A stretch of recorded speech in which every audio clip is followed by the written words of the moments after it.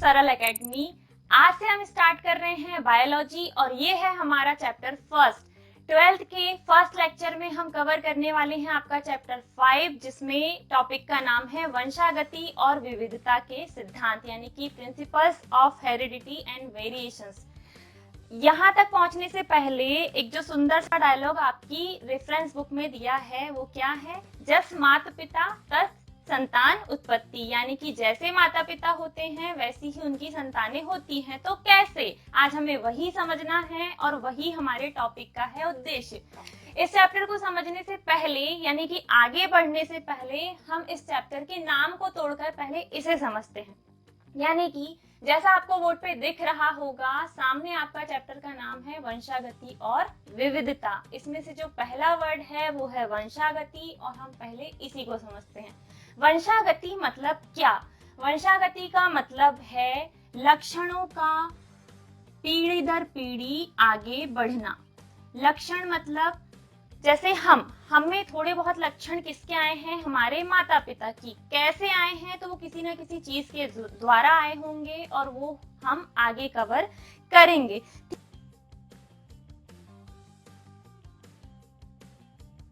वंशागति में ही छिपा हुआ है वंश की गति, और वंश की गति आगे कैसे होगी? जब पीढ़ी दर पीढ़ी लक्षण आगे बढ़ेंगे। जैसे दादा दादी से मम्मी पापा में आए, मम्मी पापा से हम में आए, हमसे हमारे बच्चों तक लक्षण पहुंचेंगे, और वो किसके माध्यम से पहुंचेंगे?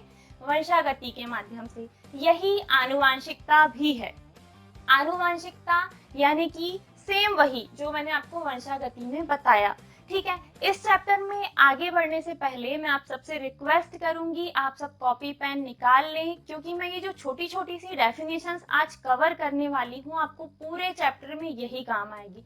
ठीक है, ऑब्जेक्टिव पॉइंट ऑफ व्यू से भी ये इम्पोर्टेंट है और आगे पूरा चैप्टर आपको अच्छे से समझ में आए, इसलिए जरूरी है कि आप इन छोटी छोटी सी डेफिनेशंस को बहुत ध्यान से और अच्छे से समझिए। ठीक है, वापस आते हैं टॉपिक पर। वंशागति साइड हेडिंग डालिएगा और साथ ही साथ लिखिएगा कि लक्षणों का एक पीढ़ी से दूसरी पीढ़ी तक जाना ही वंशागतिकी है। यानी कि माता पिता से बच्चों तक जो लक्षण जाते हैं वही है वंशागतिकी या आनुवांशिकता, एक पीढ़ी से दूसरी पीढ़ी तक। ठीक है, इसका सबसे पहले, यानी कि आनुवांशिकता पर सबसे पहले प्रयोग किया था ग्रेगर जॉन मेंडल ने। इसमें बहुत सारी उन्हें खोजें भी किए, इसलिए ग्रेगर जॉन मेंडल को आनुवांशिकता के जनक कहा जाता है। जो मेंडल सर हैं वे आनुवांशिकता के जनक कहलाते हैं। ठीक है, यहाँ तक हमारा वंशागति और आनुवांशिकता टॉपिक हो गया कंप्लीट। मैंने आपको वंशागति की डेफिनेशन बताई, आगे बताया कि कैसे लक्षण एक पीढ़ी से दूसरी पीढ़ी में पहुंचते हैं। एक बात और, लक्षण किसी न किसी माध्यम से एक पीढ़ी से दूसरी पीढ़ी में जाएंगे। वो माध्यम जो है उसे हम आगे समझेंगे।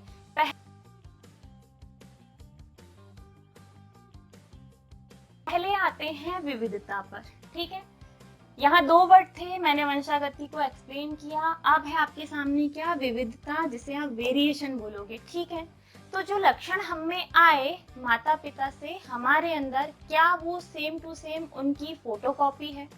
मतलब क्या हम दिखने में हूबहू उनके समान है? नहीं।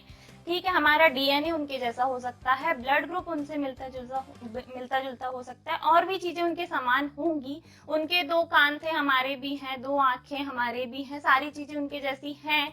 लेकिन कुछ चीजें हैं जो उनसे अलग हम में आई हैं, और वो चेंजेस या तो प्राकृतिक हो सकते हैं, किसी भी वजह से, जिस भी वजह से ये चेंजेस आए हों, लेकिन चेंजेस आए हैं, और ये जो चेंजेस आए हैं वही कहलाती है विविधता।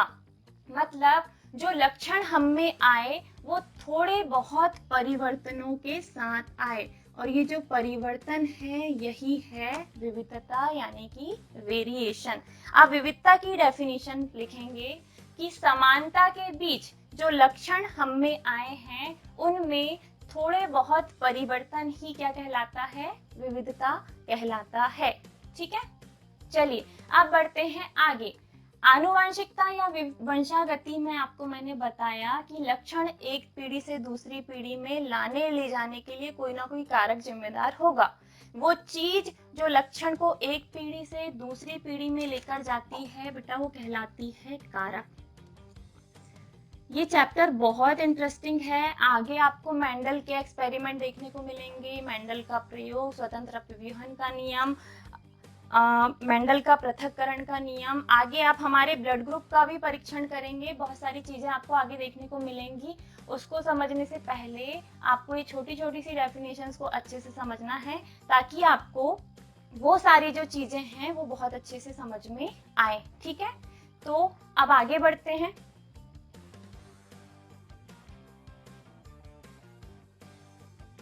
मैंने ये बताया कि वंशागति या आनुवांशिकता में लक्षणों को एक पीढ़ी से दूसरी पीढ़ी में लेकर जाने के लिए जो चीज जिम्मेदार है, जिसके द्वारा लक्षण एक पीढ़ी से दूसरी पीढ़ी में पहुंचते हैं, उसे कहा गया कारक। और आगे जाकर कारक को ही बोला गया जीन, यानी कि वो चीज जिसके माध्यम से लक्षण एक पीढ़ी से दूसरी पीढ़ी में जाते हैं, उन्हें पहले कहा गया कारक या फैक्टर। और आगे जाकर पता लगाया गया कि ये कारक नहीं है, ये है जीन। और जीन का सबसे पहले प्रयोग किया था जोहानसन सर ने ही जीन का सबसे पहले पता लगाया और बताया कि इसी के माध्यम से लक्षण एक पीढ़ी से दूसरी पीढ़ी में पहुंचते हैं।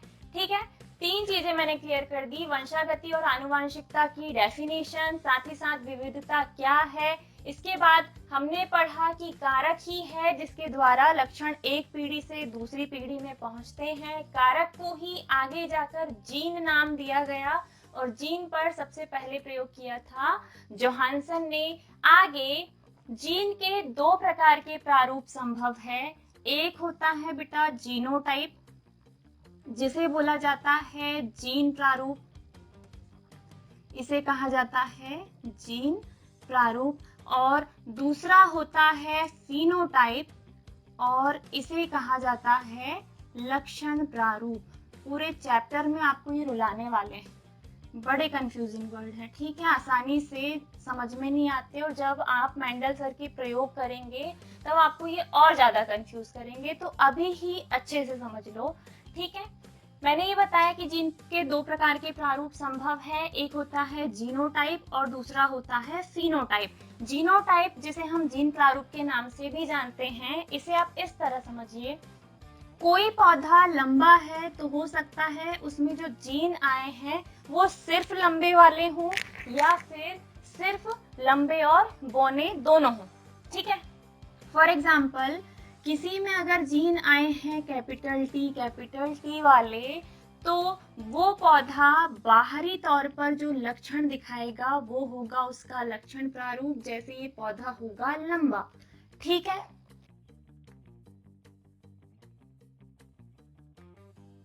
जैसे अगर हम इसको यहां से समझें तो कैपिटल टी क्या आपको बाहर से दिखाई देता है? नहीं, ये है उसका जीन। तो आप इसकी परिभाषा कुछ इस प्रकार दे सकते हैं कि किसी जीव का आनुवांशिक संगठन जो कि उसके शरीर के अंदर है वही है उसका जीनोटाइप, और इसके द्वारा वो जीव जो बाहरी लक्षण प्रदर्शित करेगा वो होगा उसका फिनोटाइप। फॉर एग्जाम्पल किसी व्यक्ति या किसी पौधे के अंदर कैपिटल टी वाले जीन हैं, ये अंदर है, ये आपको दिखाई नहीं देंगे, लेकिन इसके कारण वो जो लक्षण प्रदर्शित करेगा, जैसे व्यक्ति लंबा है या पौधा लंबा है, तो ये जो लंबा गुण है यही होगा उसका लक्षण प्रारूप, यानी कि उसका फिनोटाइप।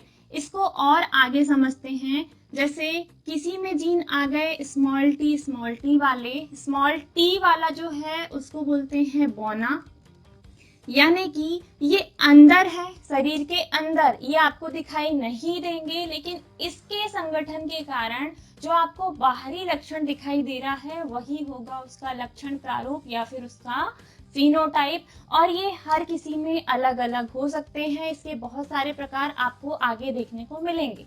एक और चीज, जीनोटाइप यानी कि जो जीन आए हैं वे पूरे जीवन भर एक जैसे बने रहेंगे, जीन में कोई परिवर्तन नहीं आने वाला।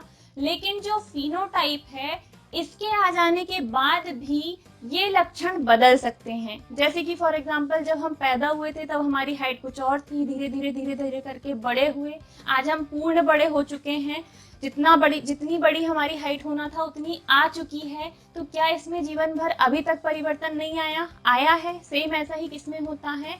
पौधों में। तो आप कह सकते हो कि जो जीनोटाइप यानी कि जो जीन आए हैं वे पूरी जीवन अवधि भर एक समान बने रहेंगे, लेकिन फिनोटाइप जीवन में बदल सकते हैं, इनमें बदलाव आ सकता है। ठीक है, आज हमने क्या समझा? जीन के दो प्रकार के प्रारूप संभव हैं, एक है जीनोटाइप और दूसरा है फिनोटाइप। आप इसे हिंदी में जीन प्रारूप बोलते हैं, और ये जीव का आनुवांशिक संगठन है जो कि उसके शरीर के अंदर रहेगा और यही एक पीढ़ी से दूसरी पीढ़ी में पहुंचता है, और इसके द्वारा वो जीव जो बाहरी लक्षण प्रदर्शित करेगा वही होगा उसका फिनोटाइप यानी कि उसका लक्षण प्रारूप।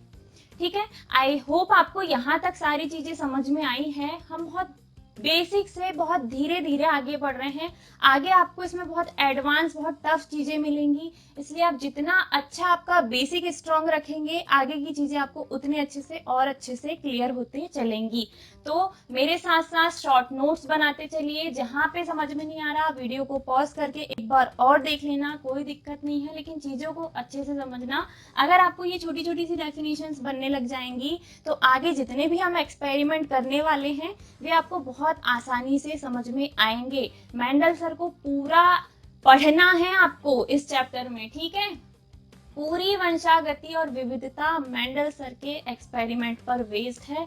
हमको कम से कम 4 से 5 एक्सपेरिमेंट पढ़ने हैं, और उनको पढ़ने के पहले आपको ये पता होना चाहिए कि ये सारे रिलेट कैसे करते हैं, यानी कि कहाँ से इनका जन्म हुआ है।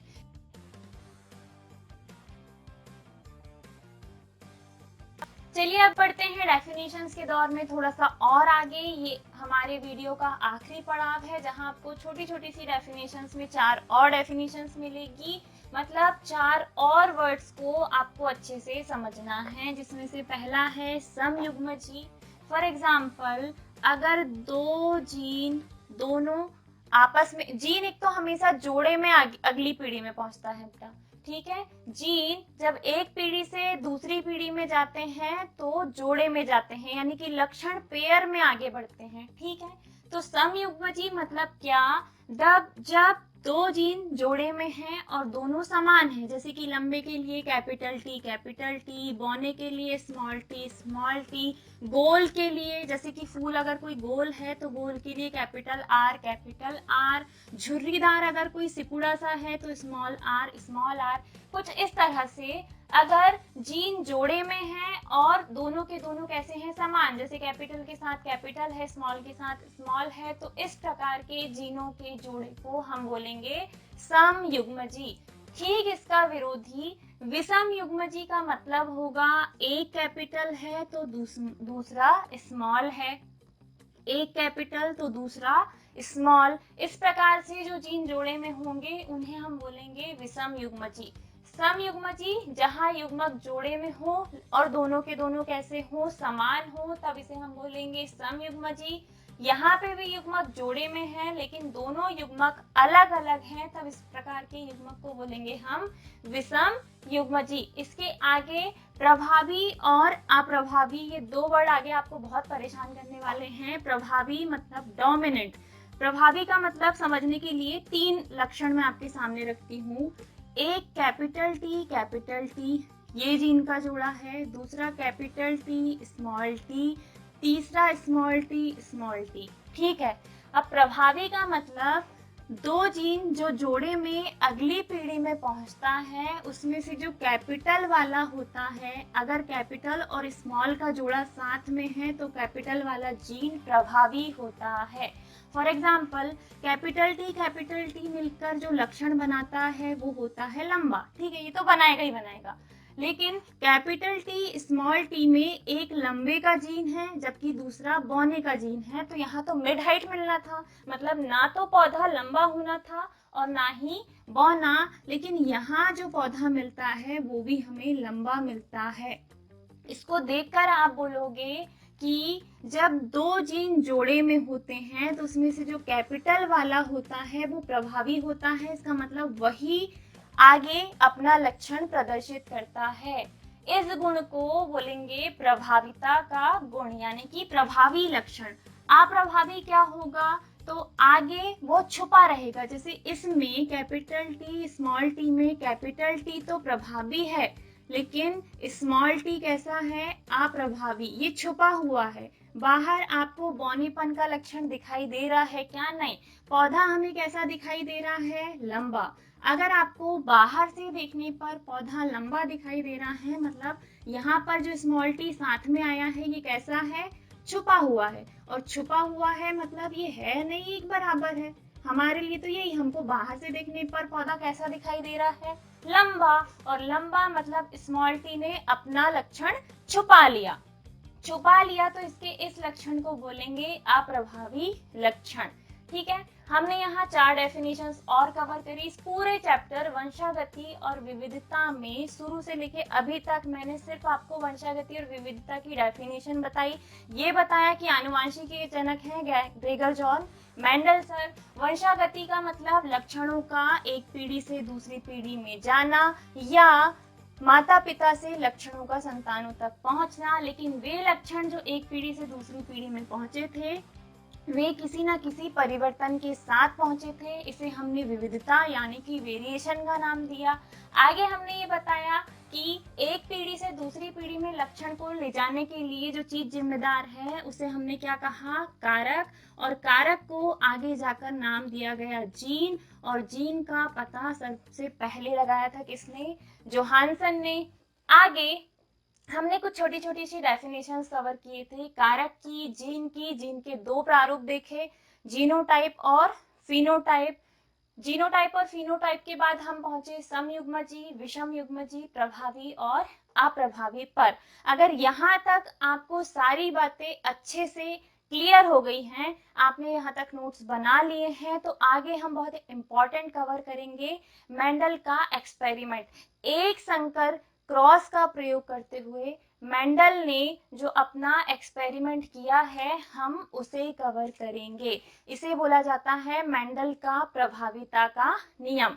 और अगर आप 12 के बच्चे हो तो आपको पता होगा कि मेंडल सर के सारे एक्सपेरिमेंट हमें पढ़ने और सब बहुत ज्यादा इंपॉर्टेंट है। ठीक है, वहां तक पहुंचने से पहले मैं चाहती थी कि आपको बेसिक की थोड़ी बहुत जानकारी हो जाए। आपको पता हो कि यहाँ छोटी छोटी सी जो डेफिनेशन, छोटे छोटे से जो आपको वर्ड आगे मिलने वाले हैं उनका मतलब क्या है, कहाँ उनका यूज होगा, वो आपको आगे देखने को मिलेगा। और जब ये वर्ड आएंगे और फिर अगर आप अटके तो ये आपकी रिस्पॉन्सिबिलिटी होगी। इसलिए ये लेक्चर अच्छे से देखकर, समझकर, याद करके ही अगले लेक्चर पे आना। ठीक है, आई होप आपको चीजें बहुत अच्छे से समझ में आई हैं, आपको सारी डेफिनेशंस क्लियर हो गई। बायोलॉजी बहुत इंटरेस्टिंग, बहुत अच्छा सब्जेक्ट है। धीरे धीरे हम इसे और भी ज्यादा इंटरेस्टिंग बनाने की कोशिश करेंगे। फर्स्ट लेक्चर है, बोर भी हो गए होंगे तो झेल लेना यार, कोई बात नहीं। मिलते हैं अगले लेक्चर में। यहाँ तक अगर सारी बातें समझ में आई हैं तो प्लीज वीडियो को लाइक करके जाना, खूब सारे दोस्तों के साथ शेयर करना, चैनल को सब्सक्राइब कर लेना। और अगर आप चाहते हो कि आपको लेक्चर्स अपडेटेड फॉर्म में मिले, थोड़ी सी चीजें कंटेंट आपको ज्यादा मिलना चालू हो जाए, तो प्लीज फाइनेंशियली भी हमें सपोर्ट करने की कोशिश कीजिए। डिटेल्स आपके सामने रहेगी। Bye bye, take care.